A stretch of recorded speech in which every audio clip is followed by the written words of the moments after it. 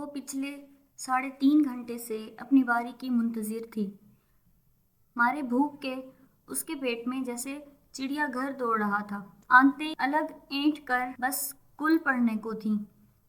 اوپر سے 2 کپ بے حد سٹرانگ اور بدمزہ چائے نے اس کے خالی معدے کی ایسی کی تیسی کر دی تھی۔ صبح انٹرویو دینے کی ہڑبڑاہٹ میں وہ صرف پاپے ہی بامشکل کھا کر نکلی تھی۔ حالانکہ بیچاری روشین نے اس کے لیے کتنا خستہ گرما گرم پراٹھا تیار کیا تھا، مگر اسے تو بس گھر سے جلدی نکلنے کا بھوت سوار تھا۔ اور اب 4 گھنٹے ہونے کو آئے تھے، اس کی باری آ کر ہی نہیں دے رہی تھی۔ اف اللہ، اس ملک کی بے روزگاری کا عالم، ایک سیٹ کے لیے یہاں سینکڑوں لڑکیاں وارد ہیں۔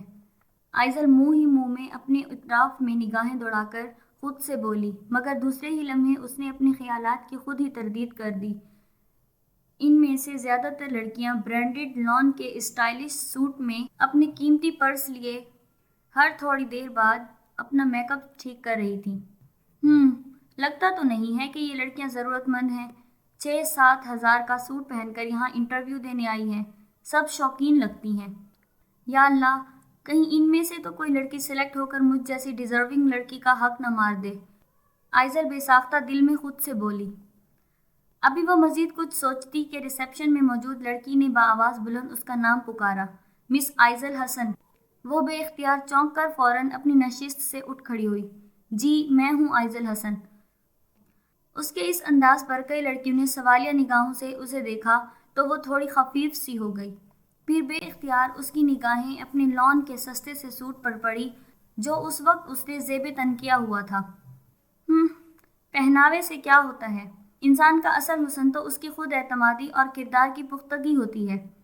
اس کے ذہن میں ایک سوچ ابھری اور پھر بڑے کانفیڈنٹ انداز میں اس لڑکی کے کہنے پر ایک کمرے کی جانب بڑھی جہاں سے کچھ منٹ پہلے ہی ایک لڑکی نکلی تھی۔ اس نے ہلکے سے دروازہ نوک کیا تو یس کم ان کی آواز پر دروازہ کھول کر اندر داخل ہو گئی۔ فل فرنسڈ آفس کے اس روم میں 2 کافی مہذب اور معقول حضرات ایک میز پر بڑے بارعب انداز میں بیٹھے ہوئے تھے۔ آئزل انہیں سلام کر کے ان کے مقابل والی کرسی پر بیٹھی ہی تھی کہ ان میں سے ایک شخص جو کافی دلچسپی سے اسے دیکھ رہا تھا بڑے مؤدبانہ انداز میں بولا، مس آئزل حسن، ہم نے آپ کا پروفائل دیکھا ہے۔ ماشاءاللہ آپ کافی ایجوکیٹڈ اور قابل ہیں، مگر وی آر ویری سوری کہ اس سیٹ کے لیے ہم نے کینڈیڈیٹ سلیکٹ کر لیا ہے۔ کیا؟ آئزل جو اس کی اس حسن گفتگو سے متاثر ہوتی چلی جا رہی تھی، آخری جملے پر جیسے اسے بجلی کا جھٹکا لگا۔ وہ بے ساختہ اپنی سیٹ سے اچھلی اور پھر بے حد کاٹدار نگاہوں سے اس موصوف کو دیکھا۔ اوہ، تو آپ مجھے یہ بتانا چاہتے ہیں کہ آپ نے یہاں صبح سے آئی ہوئی تمام لڑکیوں کو بے وقوف بنا کر 4 گھنٹے انہیں بٹھائے رکھا اور پھر سفارش پر ایک لڑکی کو رکھ کر ہم سب کو ہری جھنڈی دکھا رہے ہیں؟ آئزل کی بے حد صاف گوئی اور سچائی پر بلال بے اختیار سٹ پٹا گیا۔ نہیں مس آئزل، ایسی کوئی بات نہیں ہے۔ دراصل کیا ایسی کوئی بات نہیں ہے مسٹر بلال؟ دوسرے بندے نے بے ساختہ کہا۔ ہاں جناب بلال۔ وہ تو جیسے آستینے چڑھا کر بلال پر چڑھ دوڑی تھی۔ بھوک کی شدت اور بے آرامی کی بدولت اس لمحے اس کا دماغ بالکل الٹ گیا تھا۔ آپ جیسے لوگوں کی وجہ سے آج ہمارا ملک اس موڑ پر کھڑا ہے۔ ٹیلنٹ اور قابلیت کی تو کوئی قدر ہی نہیں ہے۔ بس سفارش آئی نہیں کہ ہر بات فراموش کر کے اسی بندے کو سیٹ دینی ہے، چاہے وہ انگوٹھا چھاپ ہی کیوں نہ ہو۔ مس آئزل حسن، یقیناً تقریری مقابلوں میں آپ ہمیشہ فرسٹ آتی ہوں گی۔ دوسرا شخص جو اس تمام وقت میں خاموش سامے بنا بیٹھا تھا پہلی بار لب کشائی کرتے ہوئے بولا تو آئزل نے رخ موڑ کر اس بے حد ڈیسنٹ سے بندے کو دیکھا جو بلیک 3 پیس سوٹ میں رائل بلو ٹائی باندھے چہرے پر سنجیدگی لیے بہت منفرد لگ رہا تھا۔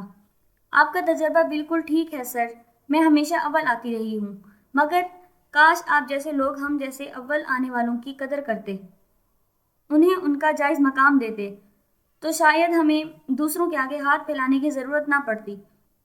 آئزل نے بے حد گہری بات کہی تھی۔ وہ دونوں اپنی جگہ چپ کے چپ رہ گئے۔ آئزل نے کرسی سے اٹھ کر بلال کے سامنے رکھی فائل اٹھائی اور ابھی مڑنے ہی لگی تھی کہ دوسرا بندہ یکدم بولا، مس آئزل حسن پلیز بیٹھیے۔ آئزل نے اسے استفہامیہ نظروں سے دیکھا پھر دھیرے سے کرسی پر ٹک گئی۔ دیکھیے، یہ ویکینسی پرسنل سیکرٹری کے لیے ہے، اور آپ کی ایجوکیشن اور اکیڈمک ریکارڈ کو مد نظر رکھا جائے تو یہ جاب آپ کے شایانہ شان نہیں ہے۔ وہ سہولت سے بولا تو آئزل تلخی سے مسکرا کر بولی، دیکھ لیں سر، ان سب کے باوجود جب مجھے یہ معمولی سی جاب نہیں مل رہی تو پھر اپنی ایجوکیشن کے مطابق مجھے کیسے جاب ملے گی؟ وہ دوسروں کو لاجواب کر دینے کی صلاحیت رکھتی تھی۔ وہ دونوں ایک بار پھر ہونک سے گئے۔ اوکے مس آئزل، میں آپ کو یہ جاب دینے کے لیے تیار ہوں، وہ اچانک بولا تو بلال بے حد متعجب سا ہو کر بولا، یہ کیا کہہ رہا ہے تو؟ جبکہ شانزل نے بلال کی جانب دھیان ہی نہیں دیا۔ مگر آپ میری صرف آفس کی ہی پرسنل سیکرٹری نہیں ہوں گی بلکہ ہوم سیکرٹری بھی ہوں گی۔ Home secretary? آئزل جو پہلے اسے یوں اچانک جاب دینے پر حیران ہو رہی تھی، ہوم سیکرٹری کے لفظ پر بے حد اچنبھے سے اسے دیکھا اور منہ ہی منہ میں بڑبڑائی، جبکہ بلال نے بہت پریشان ہو کر اسے دیکھا۔ شانزل تو ہوش میں تو ہے، ماموں تجھے کچا چبا جائیں گے۔ اور یکدم بلال کو آئزل کی موجودگی کا احساس ہوا تو وہ منمنا کر خاموش ہو گیا، البتہ اس کے چہرے پر ہوائیاں برس رہی تھیں۔ کیوں، آپ کے ماموں آدم خور ہیں کیا، جو یوں کچا چبا ڈالیں گے؟ اور آپ تو انہیں ایسے ڈرا رہے ہیں جیسے یہ 4 سال کے بچے ہوں۔ آئزل، جو شانزل کے منہ سے نوکری مل جانے کا سن کر اب اندر ہی اندر بے پناہ خوش ہو رہی تھی، بلال کے اسے ٹوکنے اور باز رکھنے پر وہ کافی ناگواری سے بولی اور پھر شانزل کی جانب دیکھ کر بولی، جی سر، آپ کیا کہہ رہے تھے؟ اور پھر شانزل نے اسے جو کچھ بتایا وہ منہ کھولے بے حد ہونک ہو کر سب کچھ سننے لگی، جبکہ بلال اب باقاعدہ سر پکڑے بیٹھا تھا۔ مگر سر، میں یہ مس آئزل حسن، آپ کو میں ڈبل سیلری دوں گا اور اس کے علاوہ دیگر الاؤنسز بھی دوں گا، شانزل تیزی سے بولا۔ تو چند لمحوں کے لیے اس نے کچھ سوچا اور پھر خود اعتمادی سے بولی، اوکے سر، مجھے منظور ہے۔ دیٹس گڈ، شانزل دھیرے سے مسکرا کر بولا تو وہ وہاں سے اٹھ کھڑی ہوئی۔ وہ بڑے جوش کے ساتھ گھر میں پہنچی تو روشین کو لاؤنج میں بیٹھے ٹی وی دیکھتے پایا، جو بڑے مگن انداز میں ایک میوزیکل شو سے لطف اندوز ہوتے ہوئے ساتھ ساتھ اپنا بایاں پیر بھی ہلا رہی تھی۔ آئزل نے اسے تادیبی نگاہوں سے دیکھا اور دھپ سے اس کے برابر میں بیٹھتے ہوئے بولی، روشی، کچھ تو شرم و لحاظ کر لو، امی کو ابھی اس دنیا سے گزرے ہوئے صرف 1 مہینہ ہی ہوا ہے اور تم کتنے مزے سے یہ فضول سا میوزیکل پروگرام دیکھ رہی ہو۔ امی نہیں بلکہ سوتیلی امی۔ ارے نہیں، ان کے لیے تو امی کا لفظ بھی استعمال مت کرو، وہ خاتون کسی ہٹلر اور جلاد سے کم نہیں تھیں، روشین نے ٹی وی پر نگاہیں جمائے برے برے منہ بنا کر کہا۔ تو آئزل محض اسے دیکھ کر رہ گئی، پھر اسے کچھ یاد آئے تو بے حد خوشی سے بولی، ارے روشی، سنو تو یار، چھوڑو اس پروگرام کو، میری بات سنو، مجھے جاب مل گئی ہے۔ روشین نے چونک کر اس کی جانب دیکھا، پھر بڑی خوشگواری سے بولی، واقعی؟ اوہ اللہ کا شکر ہے آئزل، اب ہمیں کم از کم اپنی چھوٹی چھوٹی ضروریات کے لیے ابو کے آگے ہاتھ تو نہیں پھیلانے پڑیں گے۔ تم ٹھیک کہتی ہو روشی، یہ کہہ کر وہ اپنی جگہ سے اٹھ کر اپنے کمرے میں چلی گئی۔ تو پیچھے سے روشین کی آواز اس کے کانوں سے ٹکرائی، آج پھر آرزو بازی آدم کی تھیں، اپنا وہی پرانا تقاضا لے کر۔ یکدم آئزل کے اندر بے حد بیزاری پھیلتی چلی گئی۔ اس نے رخ موڑ کر اپنی چھوٹی بہن کی جانب دیکھا جو ہنوز ٹی وی کی طرف دیکھنے میں مگن تھی۔ اب اس آرزو بازی کا کچھ تو کرنا ہی پڑے گا، وہ اندر ہی اندر خود سے بولی، پھر سر جھٹک کر اپنے کمرے میں چلی گئی۔ میرے تو کچھ پلے ہی نہیں پڑ رہا شانزل کہ بھلا تم اس جنگجو طیارہ جیسی لڑکی کو کیوں اپوائنٹ کر رہے ہو، وہ بھی ماموں کی کہی ہوئی لڑکی کو ریجیکٹ کر کے۔ بلال پچھلے 2 گھنٹے سے شانزل کے سر پر سوار اس سے یہی بات پوچھے جا رہا تھا، جبکہ وہ ٹال مٹول سے کام لے رہا تھا۔ یکدم اس پل بلال کے ذہن میں اسپارک ہوا تو اس نے بے حد مشکوک نگاہوں سے اسے گھورتے ہوئے کہا، کہیں وہ لڑکی تمہیں اچھی تو نہیں لگ گئی؟ شانزل، اگر ایسا کچھ ہے تو یہ بات تو اچھی طرح سے جان لے کہ بریحہ تیرا بھرتا بنا دے گی اور ماموں تجھے اپنے شکار والی بندوق سے شہید کر دیں گے، آ گئی سمجھ؟ بلال کی بات پر اپنے لیپ ٹاپ میں مصروف شانزل نے بڑے پرسکون انداز میں سر اٹھایا، پھر نارمل لہجے میں اپنے مخصوص انداز میں بولا، تمہاری ساری باتیں بالکل غلط اور بے بنیاد ہیں، ایسا تو کچھ نہیں ہے بلال۔ اور اس لڑکی میں مجھے تو کوئی ایسی خاص بات نظر ہی نہیں آئی جو مجھے اچھی لگتی۔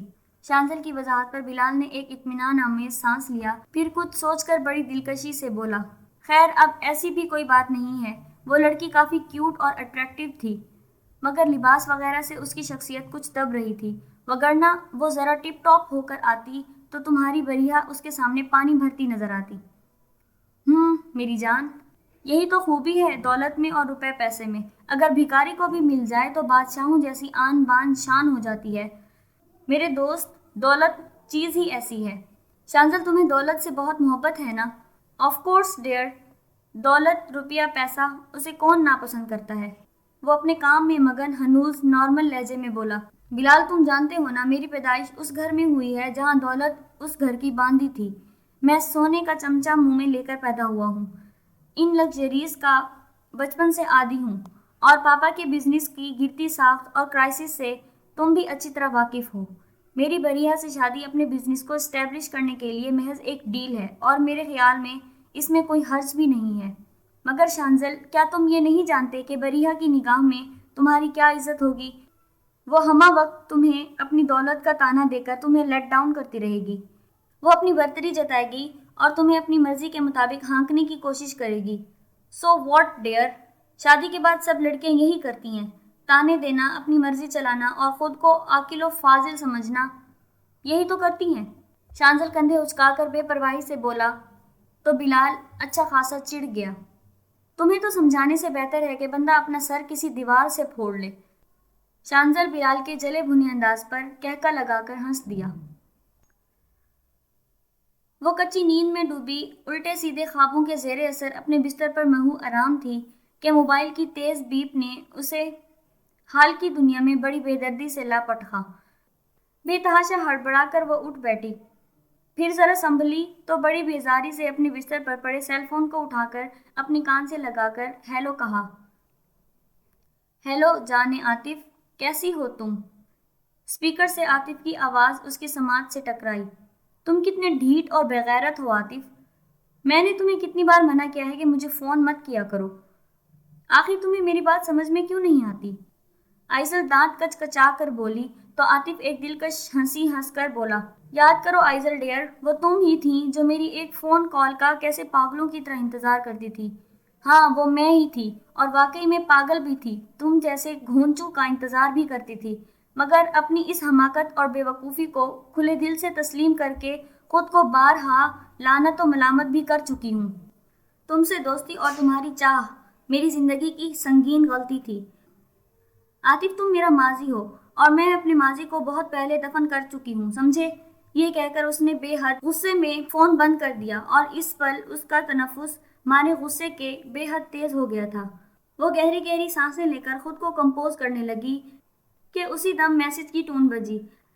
آئزل نے بے دھیانی میں ان باکس کھولا تو عاطف کا میسج آنکھوں کے سامنے لہرایا، میں تمہیں ایک بار چھوڑنے کی غلطی کر چکا ہوں، اس بار ہرگز نہیں کروں گا۔